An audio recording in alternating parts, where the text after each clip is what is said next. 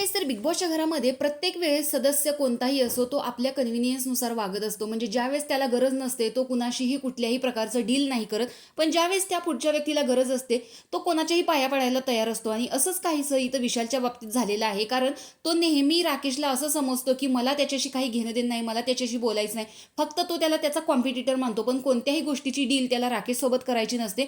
Even त्याला काटा ग्रुपच्या कोणत्याच मेंबरसोबत डील करायची नसते. पण या नॉमिनेशन टास्कमध्ये विशालला राकेशसोबत डील करायची आहे. कारण राकेशच्या गळ्यामध्ये विशालचा फोटो होता.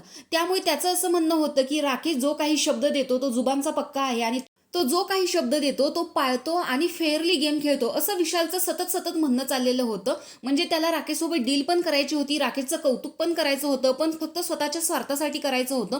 म्हणून एवढ्या सगळ्या गोष्टी चाललेल्या होत्या. पण राकेशने ॲट दी एंड विशालला नॉमिनेशनमध्ये टाकलेलं आहे. त्यामुळेच इथे विशाल भडकलेला आहे की तुला करायचं आहे ना तर तोंडावर बोलून खेळ. हे हळूहळू जाऊन मी तिथं चालत जातो, चालत जाऊन दाखव ना, असं इथं विशालचं म्हणणं आहे. आता विशालने सुद्धा आत्तापर्यंत ज्या काही गोष्टी केलेल्या आहेत त्या कुठल्याही लोकांशी डील करून केलेल्या नाहीये. त्याने ऑन दी स्पॉट सगळे डिसिजन घेऊन केलेले आहेत.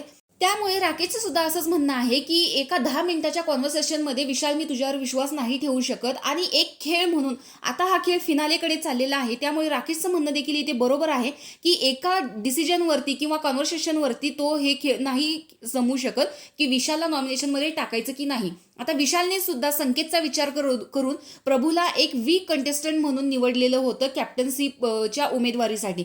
तर अशा प्रकारचा खेळ विशाल सुद्धा करतो. पण आता त्याला इथे राकेश सोबत हुज्जत घालायची आहे की तू हे असं का केलंस. म्हणजे कुठल्याही गोष्टीवरून कुठूनही उठून भांडण सुरू करायचं असं आता विशालचं दिसत आहे.